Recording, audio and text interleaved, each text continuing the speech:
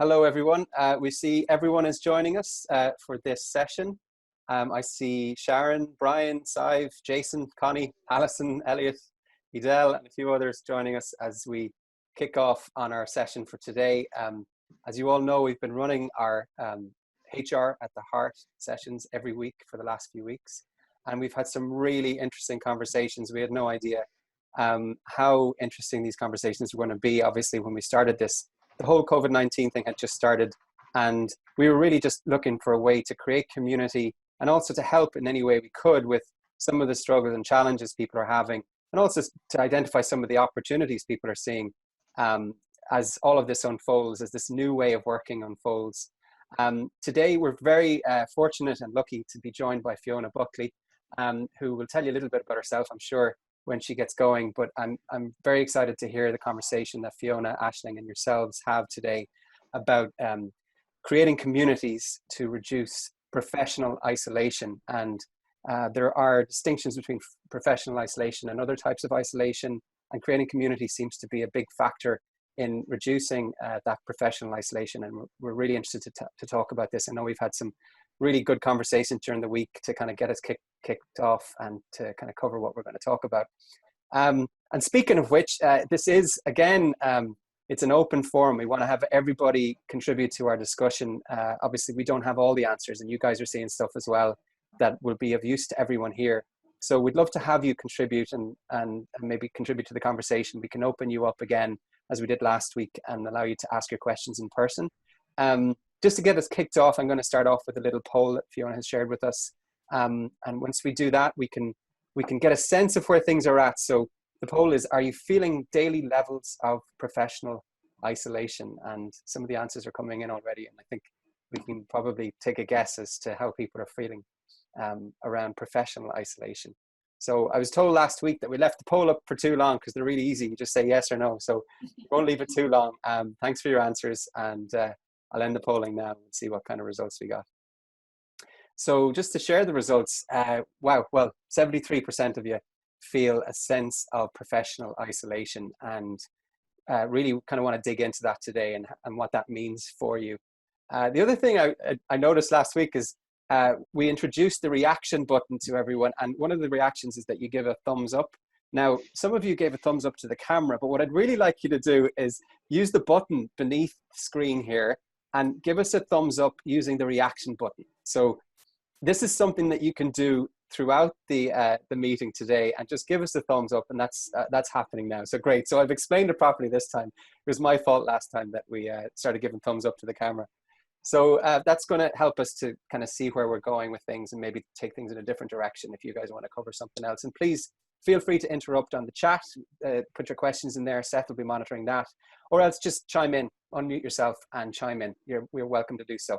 So just to kick us off then, I mean, no point in me talking anymore. I think Aisling Tayard, CEO of Tandem, and Fiona Buckley, I'm very interested to hear your conversation on creating community to reduce and avoid professional isolation. Great. Thank you very much, Andrew. And you're going to put up the slides, hopefully, as well, just so I can show a couple of slides. Not many slides, don't worry. Very quick introduction, not going to spend much time on myself, but I spent about 16, 17 years in HR, change management and professional services. And about 4 years ago, I set up my own business, working a lot in the behaviour space. And I have an empowerment and executive coaching practice. I do a lot of keynote speaking around all sorts of people and HR issues. And I'm on the faculty in the Irish Management Institute in the IMI as well, doing an awful lot of work around this space. So I focus a lot on personalities and leadership and mentoring and coaching and all those kind of programs. What I'm dying to speak to you about today is all about my thesis. And don't worry, I'm not going to bore the pants off everybody. It's not overly academic, but there's a couple of really key findings that I want to share all around professional isolation. So Andrew, if you could go on to the next slide, please. And I'll tell you about the kind of headline, I guess, of this particular study. So there's my glorious picture of thesis. If anyone ever did a thesis, you'll know how much that picture means, 20,000 words. And what I looked at was a case study of the key challenges that impact the manager and employee relationships in a virtual type of organization. And it's quite generic what a virtual type organization means. It can mean anything from a little bit of teleworking, to all the way down to 100% virtual, where a lot of organizations are at the moment. And I was doing this with my MSc in work and organizational behavior only back 5 years ago. So a couple of the points that I want to throw out today, and hopefully, as Andrew said, we'll have that bit of a two-way dialogue, is a couple of these points. So trust was a massive, massive issue. And in a virtual type entity or remote working environment, there's a concept we call swift trust. And swift trust means it's temporary trust that you have to extend to each other when you're no longer working in the office. So what I mean by this is, say you have a very good functioning team and everything is good. Then all of a sudden you've got COVID-19 where everyone splits up into separate entities. And all of a sudden trust can really start to decrease as a result of this. So what we have to do is put this concept of swift trust in play to say, okay, everyone's in the same boat here. We've got this massive issue at the moment. We have to kind of work through this temporary trust. So if you're working with colleagues, or if somebody's working with a manager or a leader that the trust isn't there great to begin with, you have to move into the swift trust zone. And it's important that both parties get into that zone when we talk about that. Trust can really dissipate in the situation at the moment, and it takes everybody, no matter what level you are in the organization, to really start putting a lot more effort around trust, because that can bring the whole house down. In putting into the whole professional and career isolation is the trust thing as well. And actually, professional and career isolation are totally two different things. So what professional isolation is, which I see 73% of us have a bit at the moment, is feeling lonely from your team, feeling lonely from your leader, and feeling lonely from other departments. And it's missing that camaraderie, it's missing that water cooler chat or that cup of coffee to break the ice with someone over something. And it's just that loneliness feeling of not having someone near you. Career isolation, on the other hand, is all about how you think your career might be impacted as a result of forcefully being out of the office at this moment in time. And it's all about, perhaps maybe you were going up for a promotion, or you were on track to move up the company, move a lateral move, whatever it is. It's all about how you think it might impact your career. So the two things are quite different. Now we're going to go into that in a little bit more detail after we get through the other discussion points. Social distance, and I don't mean the whole social distance that we're used to at the moment, but actually social distance exists as a term with teams. And what this means is it's social emotional distance. So going back to the whole trust thing, social distance in this context means that we might have a reduced social distance with our teams and our colleagues, which means what happens is the trust can sometimes break down. So say, for example, I'm working on a project and somebody else in my team is working on a project. If we are sending emails to each other, we might be taking up these emails the wrong way because of tone and certain things. Then what happens is the social distance starts to get much bigger between me and my team.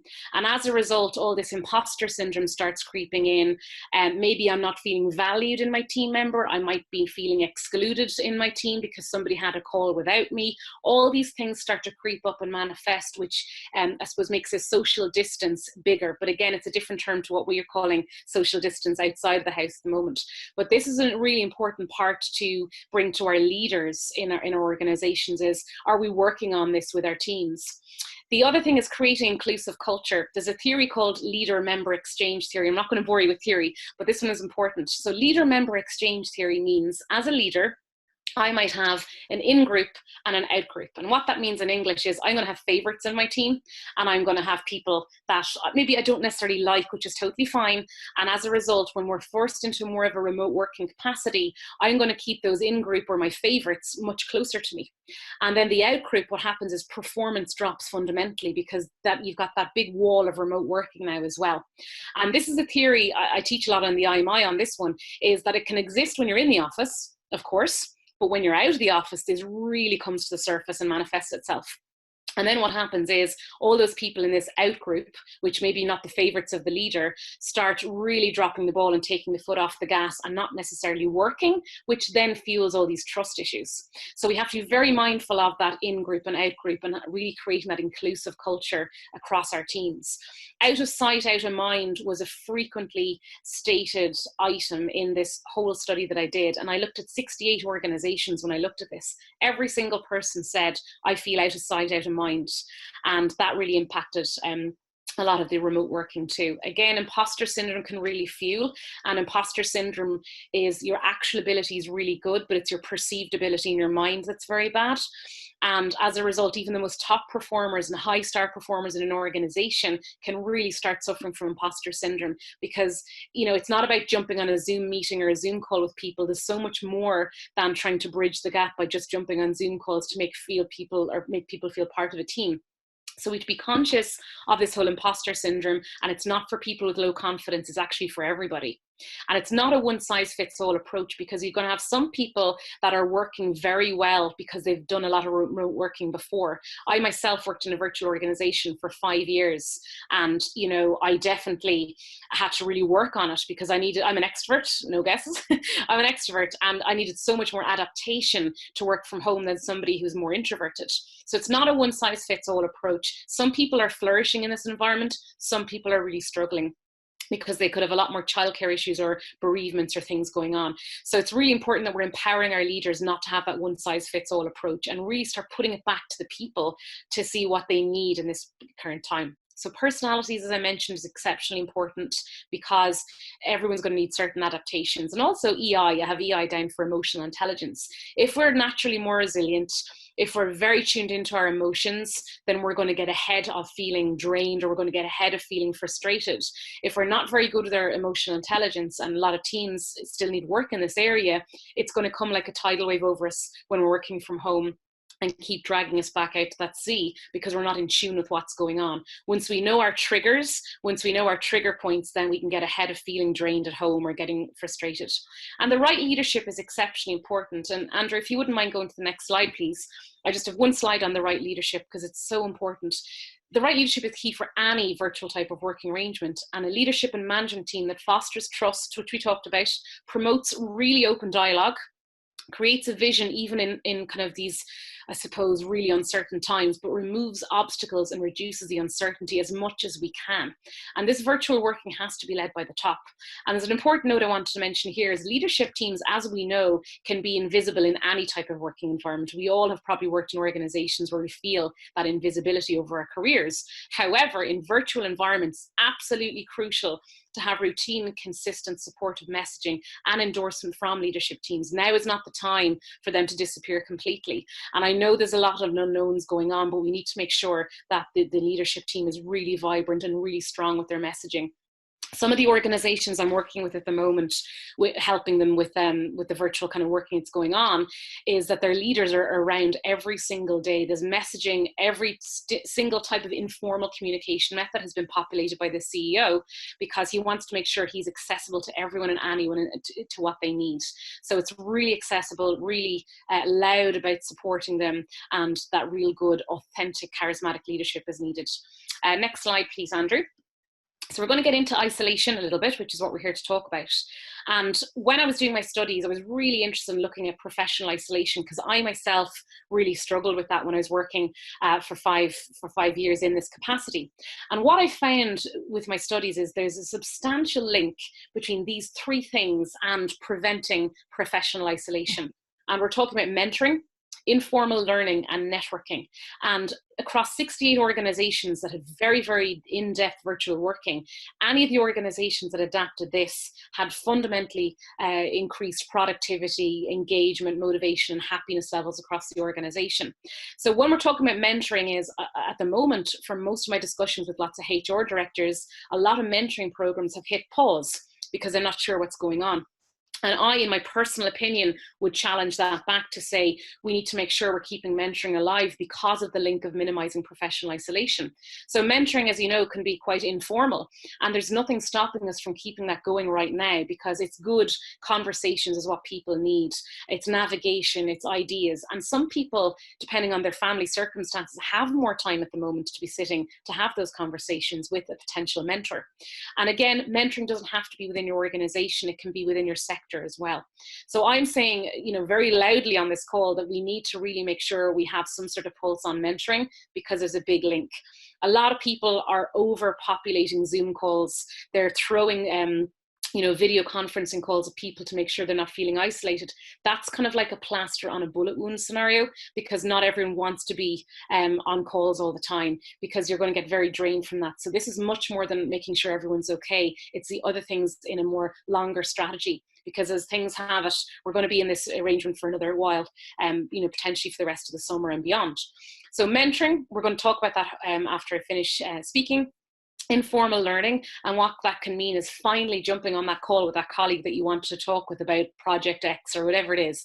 But it's having that, I suppose, momentum to really say, okay, I need to learn something and keep going. I was coaching a lady last week who feels her career is completely stagnated, and she is having major professional isolation issues.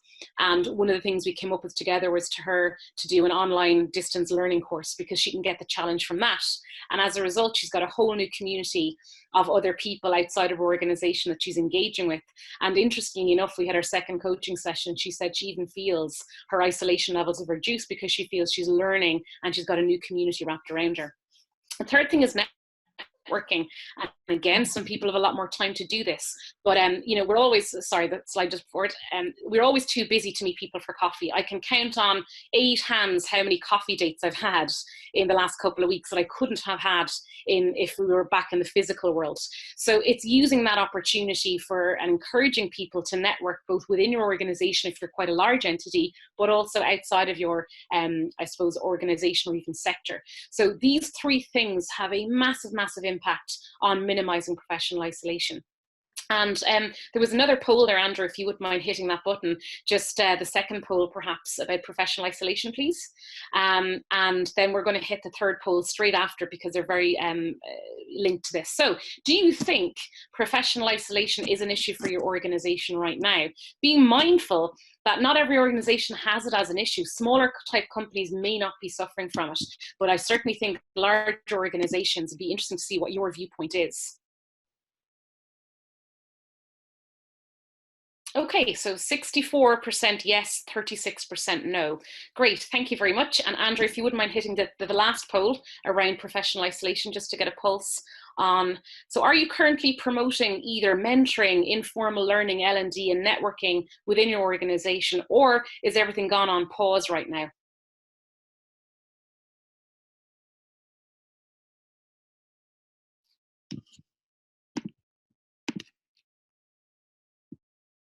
Okay, so real mixed, 46% yes, 15% no, and 38% partly. So I'm not surprised with that result. That seems to be quite consistent with what I'm seeing with other organizations. So it's really useful for you to see what other people are potentially doing. So we're going to have a chat about this shortly as a group, but I just want to move on to the second last slide to show some key recommendations around some of these discussion points. So a lot of organizations, because of budget and uncertainty, have to curb management development training. Totally get that.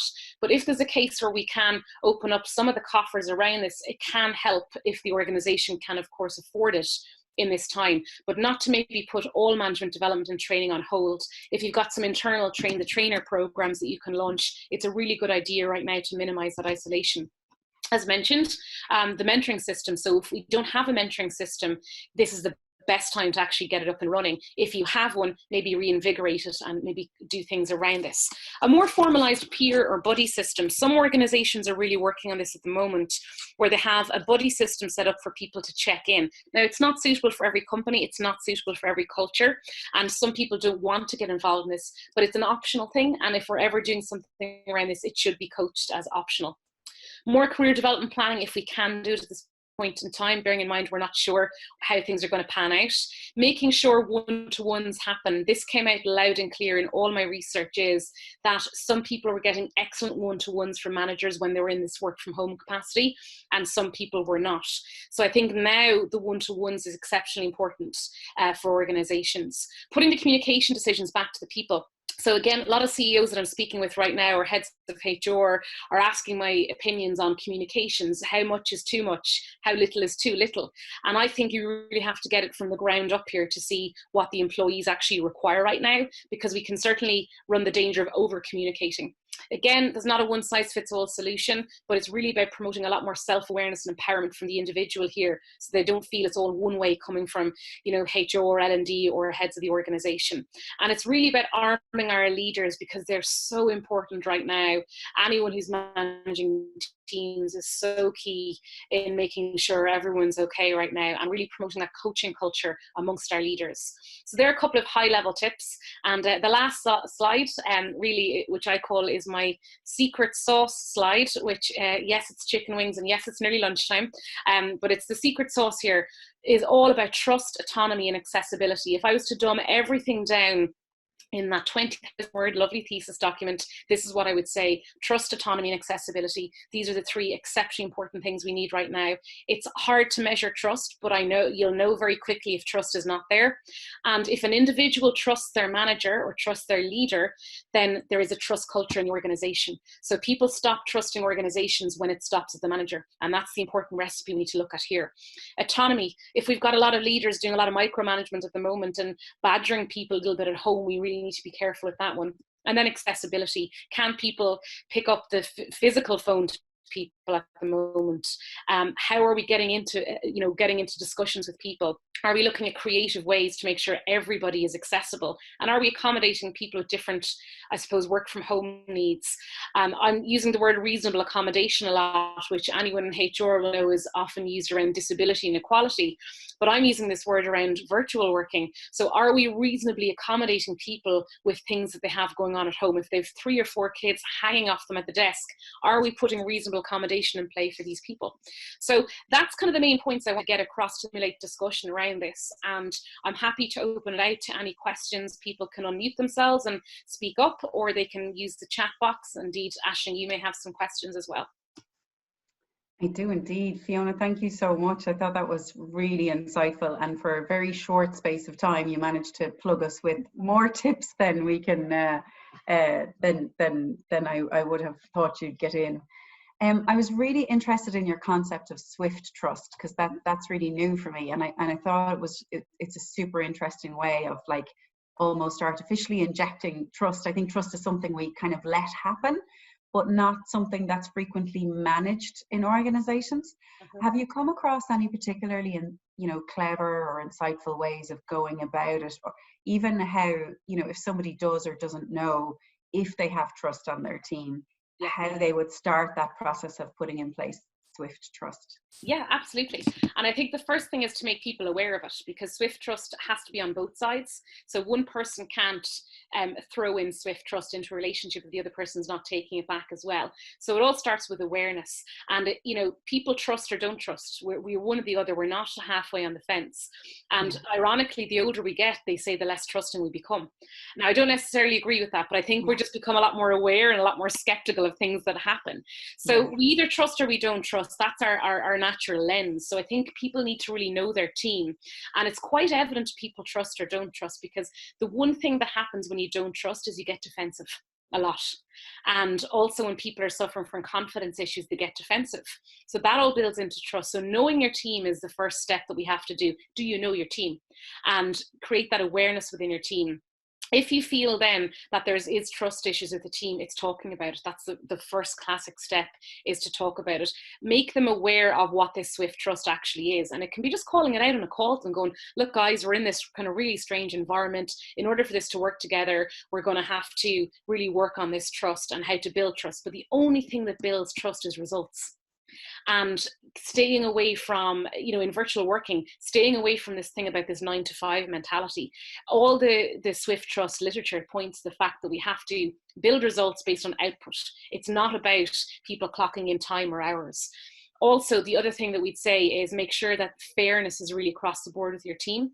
Because what I'm seeing a lot at the moment, Aisling, is if somebody's got, say, childcare issues at home right now, they're having to take the foot off the gas. What's happening is it's going on to people who maybe don't have kids. And this is creating a huge disparity at the moment. And it's a funny one, isn't it? Because it's hard to know what to do with that one. Because in one case, you want to accommodate somebody, but on the other case, it's not fair in somebody else. So fairness and reasonableness are the two words I would say are incredibly important for leaders that are kind of trying to operate with this swift trust thing, because the minute something like that happens, it upsets the apple cart in the team. So it's all about organically just having conversations with people, putting your finger on the pulse and doing as much surveys as you can to really see how people are. Even doing a Zoom call like this with them and operating a polling system is enough to get results, isn't it? To see how we are on trust. Yeah, I really like that idea of a simple poll while you're on the Zoom call, on your classic meeting calls anyway. It's a really nice way of picking up how people are feeling. Love that. Yeah. Okay, super stuff here. I don't want to hog it because I know there's lots of other people who want access to hear more about it. So I might just jump in there because we have a really interesting conversation going on in chat at the moment. Jason Adams has told us that one of the key things we have stressed in people is we are working with default to trust.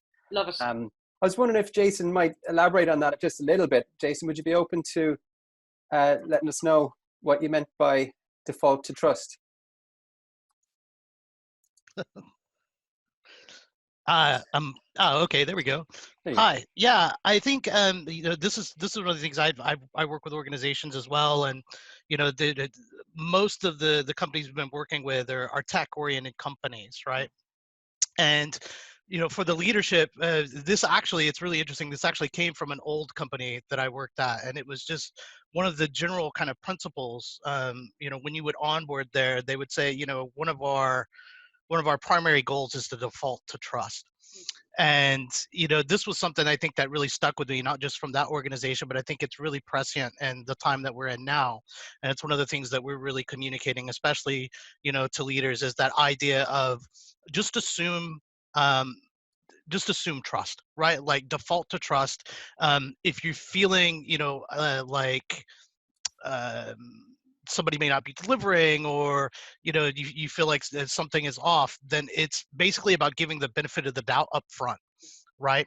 And that's the idea of kind of defaulting to trust. So it's something that we've really been kind of focusing on as well, because to Fiona's point, everything starts with trust, and it's a lot more difficult in this environment to have the little things that actually build trust in a typical environment. So yeah, I mean, for me, I just thought I think that phrase really encapsulates the approach, in particular if you are in a position of leadership, so that you don't fall into that kind of micromanagement and trying to manage people's tasks. Again, to Fiona's point, not managing tasks, but instead looking at outcomes and just trusting that the people are doing the things they need to do in the background, and that the intention, it's really about intention. You're trusting the intention. Thanks for that, Jason. Fiona, do you have anything to add to that? I was just going to add, and you actually just finished it lovely, Jason, is assume positive intent. That's another way of saying it. And assuming positive intent is like that default to trust. But, obviously, Jason, it stayed with you.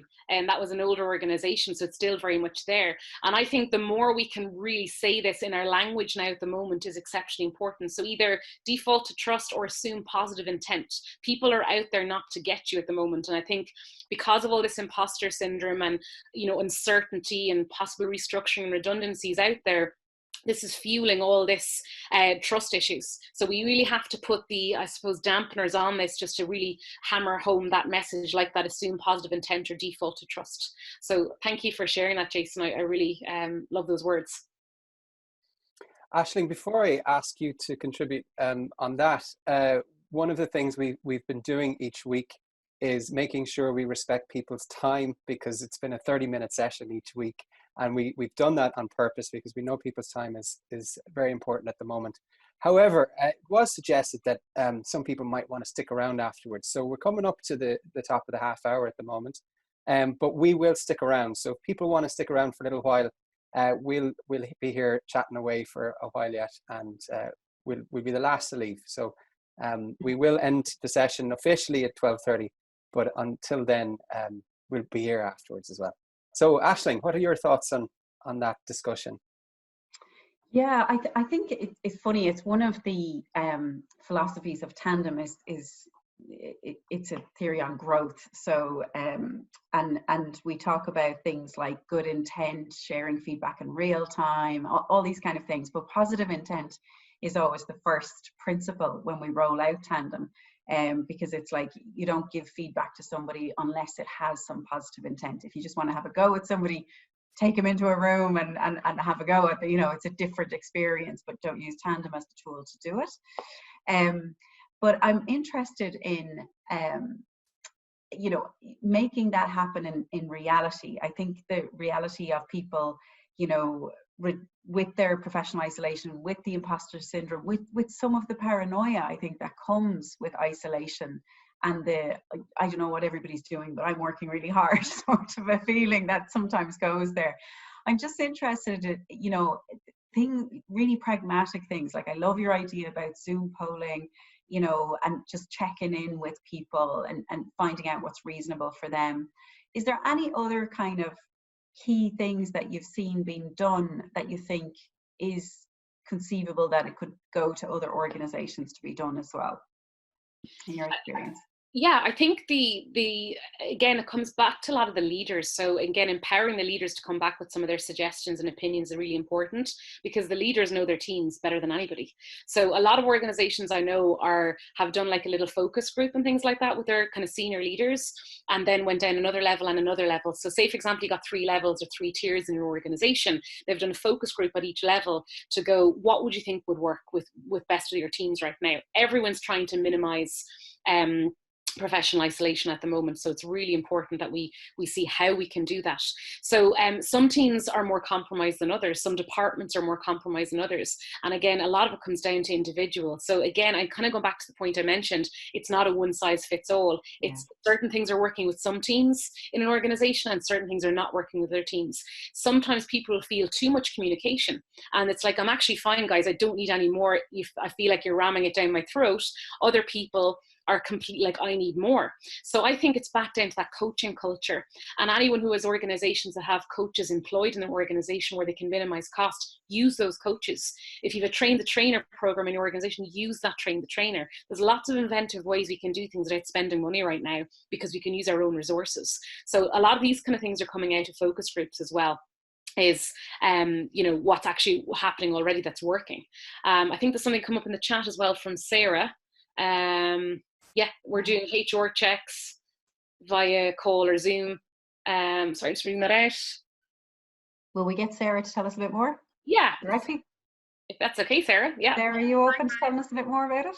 Yeah, so last week we kicked off, we split out the whole employee list across all of the HR members, and we scheduled 30 minutes, and it's just a chat on how things are going for the individual, what challenges present in their current working environment, are they getting enough support. We made really fast decisions on the 23rd of March in relation to our industry, and had some reductions in our headcount, which created a lot of uncertainty. So how do they feel about those decisions? Did we act too quick? What are their concerns about the future? What's the appetite to return? So some people need to return, they can't work from home. So they're on our priority list for a phasing return to the office for their mental health, or for some routine back in their day. And then all of the information is going back to the leadership team, anonymized, but split into teams, so that, let's say, the COO for the operational area will know what's going on, what the pulse is within his team. Certain team members need more support, or they're not hearing from their manager, and that's important for me, so I can go to the manager and say, hey, listen, are you checking in regularly with your guys? I'm a bit concerned. But it's really good for me and my team. We were nominated last week for the Employee of the Month award, which was really nice, because they were like, you know, HR are doing all these check-in calls, who's checking in on HR? And it was really lovely to see the community come back to recognizing the importance of the HR function, which is great. And but more so, it's great how trusting people are. They're so open to tell you, this is shit, I hate working from home, I need to get out of here. Or some people saying, like, you're the first person I've spoken to in 3 days, and wow, thanks for checking in. And you can spend an hour sometimes, like one of the HR team keeps ringing me going, how are you keeping your calls so short, or how are you keeping them to 30 minutes? I was like, I'm really struggling, because initially I was blocking 30 in my calendar and finding I was an hour on the phone. But they're working really well. The leadership team are really benefiting from really rich information coming back on how we're doing as a business. It's not always feasible if you're a really large organization, but if you can do it and give somebody 30 minutes, you'd be so surprised on what they'll share with you. That's amazing, Sarah. I mean, you know, you've been very, very proactive in just getting out there and doing this. So many other organizations are unfortunately a little bit behind in that case, because I think there's a fear factor. They're afraid of what they're going to do with the information to get back. So it's great that you've been so proactive in doing this, because once we have that information, then we can do something about it, can't we? And it's doing these kind of questions all of the time, reaching out. To hear somebody hasn't spoken to someone in 3 days, that's kind of, you know, shocking, isn't it? Because, you know, as extroverts, apparently, you know, if you're more extroverted, you need about 5 video calls a day to keep your energy levels up. Introverts only need 1 or 2, but that's a day. So if you haven't spoken to someone physically on a call in 3 days, your energy is going to be very low, and you're going to feel very demotivated and possibly undervalued, even though you're performing. So there's an awful lot going on in the human dynamics around this. So it's great you've got that information. And I would encourage other organizations to really jump on that and see, don't be afraid about what information might come back. Let's get it, let's work on it and keep going. And, you know, I think it's also important to normalize that you're going to have good days and bad days in any week at the moment. And anyone who says they get everything together is lying, okay? Because it's so important, because some of us who are really got our stuff together are going to have bad days because it's a really weird time. So I think that's important to normalize that for teams. I think that's the line of the day, Fiona, for sure, is there's a lot going on in human dynamics that you don't see necessarily, and it's a really interesting place perhaps to wrap it up. But if anyone else has anything else to say to Aisling or Fiona, or to discuss today, now's your time. Fiona just said, just in case it's helpful to know, some of my clients have access to business continuity grant from Leo to pay for external coaching and training to support teams. Right. It's a local enterprise office for anyone who doesn't know, and a very interesting grant to be accessed in Ireland. And I'm sure each government would probably have an equivalent. Aisling, do you have anything to add, or Fiona? I was just going to add that I have about 7 articles written that I'm happily to share with the Tandem team that I can send out to you. Oh, great. And they're all around like resilience, how to adapt if you're extrovert, how to adapt if you're an introvert, authentic leadership. Lots of blogs written in the last couple of weeks. Feel free not to read them, feel free to read them, but they're there as a resource. If they're very practical as well. If people want to have them, I can certainly give you access. That's fantastic. And just to let everyone know, we'll email all of those to you following this, along with the recording of the session today. And I'm so happy that someone gave us a round of applause there using the reaction button. Sarah Cullen gave us a round of applause. So fair play, Sarah. That's super. Just a quick thanks from me to Fiona, because I always love speaking to Fiona, because there's so much substance. Nearly everything you say, you walk away, haven't learned something new. You're one of those people that I think has so much to give, particularly now, where your thesis has just come into a relevance that I'd say even you couldn't foresee at the time. So it's absolutely super to hear from pure research, because I think a lot of people are talking about remote working and using the generic tips that are also well known now, but actually to have that depth of research and substance behind the conversation is something that I'm really thankful to you for. So thank you so much for joining us today. Much appreciated. You're welcome. Thank you for having me. And if anyone needs to chat with me offline, call me. I've loads of time. You might regret that, Fiona. I love talking. I'm an expert. Give me the energy. Well, thanks very much for your contribution today, and to Aisling as well. Thank you so much to Jason, Sarah, and everyone else who participated. Thanks to Seth, and we'll see you again next week, same time at 12 p.m. on Tuesday. Thanks again, and share this with your friends. Bring everybody along. It's supposed to be a community we want to grow. Thanks. Thank you, everybody. Thanks. Have a good day.